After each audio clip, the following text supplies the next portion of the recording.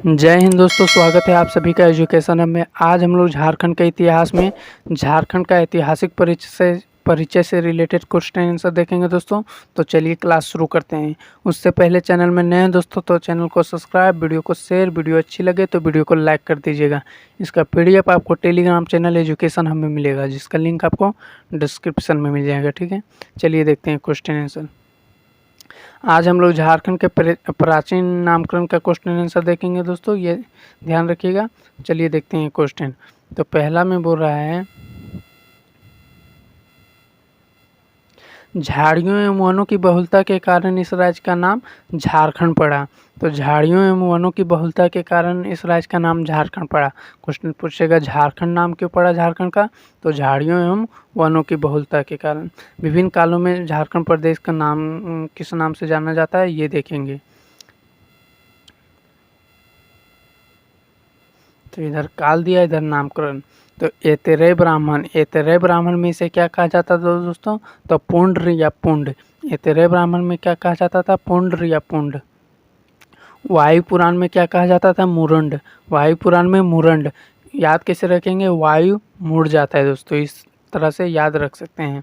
तो वायु पुराण में मुरंड। समुद्रगुप्त की प्रयाग प्रशस्ति में, तो मुरुंड। समुद्रगुप्त की प्रयाग प्रशस्ति में मुरुंड। इसमें भी कैसे याद रखेंगे, समुद्र भी मुड़ जाता है दोस्तों, झारखंड तरफ नहीं आने सकता है। ठीक है।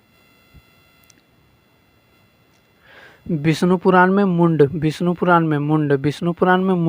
विष्णु जी के मुंड के ऊपर है कि वो कब क्या करें। ठीक है, इस तरह आप इसे याद रख सकते हैं। भागवत पुराण में किकट प्रदेश। भागवत पुराण में किकट प्रदेश। भागवत पुराण में किकट प्रदेश। महाभारत काल में पुंडरिका या पशुभूमि। महाभारत काल में पुंडरिका या पशुभूमि। पूर्व मध्यकालीन सांस्कृतिक साहित्य में कलिंग देश। पूर्व मध्यकालीन सांस्कृतिक साहित्य में कलिंग देश। 13वीं सदी के ताम्रपत्र में झारखंड। 13वीं सदी के ताम्रपत्र में झारखंड। यहाँ से क्वेश्चन बनता है दोस्तों, झारखंड शब्द का प्रथम उल्लेख कहाँ मिलता है, तो ये हो जाएगा 13वीं सदी के ताम्रपत्र में। ठीक है, झारखंड शब्द का प्रथम उल्लेख कहाँ मिलता है, तो 13वीं सदी के ताम्रपत्र में। तारीख फिरोज शाही में झारखंड। तारीख बांग्ला में झारखंड। सियार उल मुक्तबीर में झारखंड। कबीर एवं जैसी द्वारा झारखंड। अकबरनामा में क्या नाम मिलता है दोस्तों, झारखंड। आईन अकबरी में खोखरा या खंखरा। तो यहाँ से एक चीज़ नोटिस कीजिएगा दोस्तों, जितने भी मुस्लिम लेखक या इतिहास है उनमें अधिकतर में आपको झारखंड का झारखंड ही नाम मिलता है। ठीक है, ये नोटिस कीजिएगा। यहाँ से 13वीं सदी के ताम्रपत्र हो गया झारखंड। तारीख फिरोज शाही में झारखंड। तारीख बांग्ला में झारखंड। सियार उल मुक्तबीर में झारखंड। कबीर और जैसी द्वारा झारखंड। अकबरनामा में झारखंड। आईने अकबरी में सिर्फ ध्यान रखिएगा कि खोखरा या खखरा। कौटिल्य के अर्थशास्त्र में कुकुट या कुकुट देश। कौटिल्य के अर्थशास्त्र में कुकुट या कुकुट देश। टोलमी द्वारा मुंडल। इसे इस तरह याद रख सकते हैं, टोलमी जैसे टकला का साउंड कर रहा है तो टकला को मुंडल भी कहते हैं। ठीक है। फाहियान द्वारा कुकुटलाट।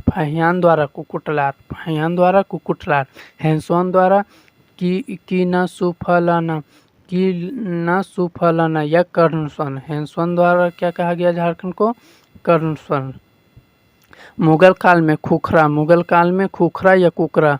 तुजु के जहांगीर में खोखरा। देखिए दोनों मुगल से ही संबंधित है, तो ये थोड़ा सा नाम का डिफरेंस है। बाकी बात ख से खोखरा और ख से खोखरा, ये ध्यान रखिएगा।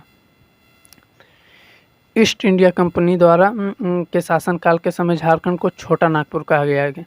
तो क्वेश्चन पूछेगा छोटा नागपुर झारखंड को किस काल में कहा गया, तो ईस्ट इंडिया कंपनी के शासनकाल में। यहाँ देख लेते हैं, झारखंड प्रदेश का सर्वप्रथम साहित्यिक उल्लेख ऐतरेय ब्राह्मण में मिलता है। झारखंड शब्द का सर्वप्रथम साहित्यिक उल्लेख किस में मिलता है, ऐतरेय ब्राह्मण में। और झारखंड शब्द का प्रथम साहित्यिक उल्लेख पूछे तो 13वीं सदी के ताम्रपत्र में। क्वेश्चन पूछे झारखंड प्रदेश का सर्वप्रथम साहित्यिक उल्लेख, तो ऐतरेय ब्राह्मण हो जाएगा। और झारखंड शब्द का प्रथम साहित्य पुरातात्विक प्रमाण, तो 13वीं सदी के ताम्रपत्र में। ठीक है,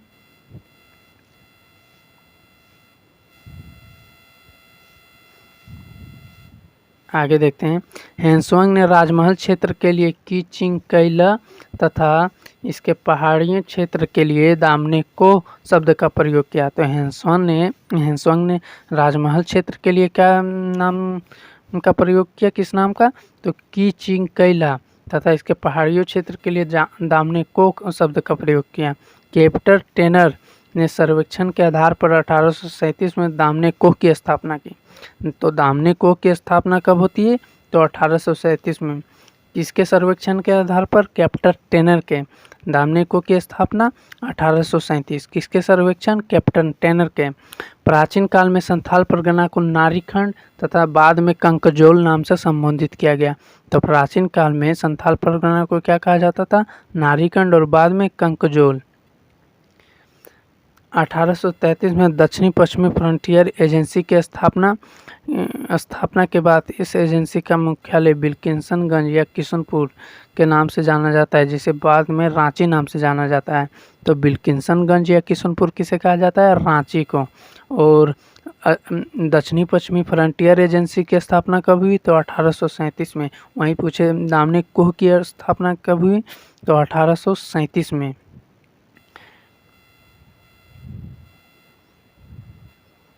चलिए आगे देखते हैं। झारखंड में आदिवासियों के प्रवेश की महत्वपूर्ण बातें देख लेते हैं। तो असुर झारखंड के प्राचीनतम जनजाति है, रांची, लोहरदगा, गुमला में पाई जाती है। ठीक है, असुर झारखंड के प्राचीनतम जनजाति है, ये ध्यान रखिएगा।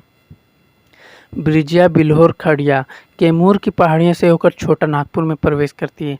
ब्रिजिया, बिल्होर और खड़िया किधर से प्रवेश करती है, कैमूर की पहाड़ियों से होकर।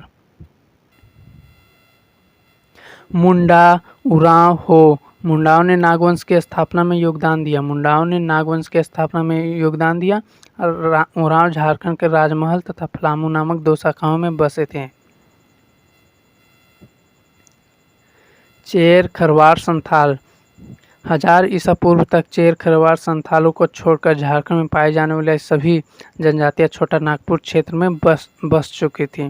पूर्व मध्यकाल में संथाल हजारीबाग में बसे। ब्रिटिश काल में संथाल का विस्तार संथाल परगना में हुआ।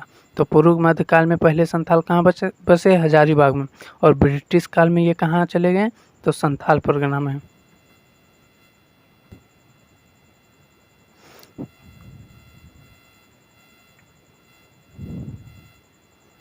तो आज हम लोगों ने झारखंड के नामकरण से रिलेटेड क्वेश्चन आंसर देखा दोस्तों।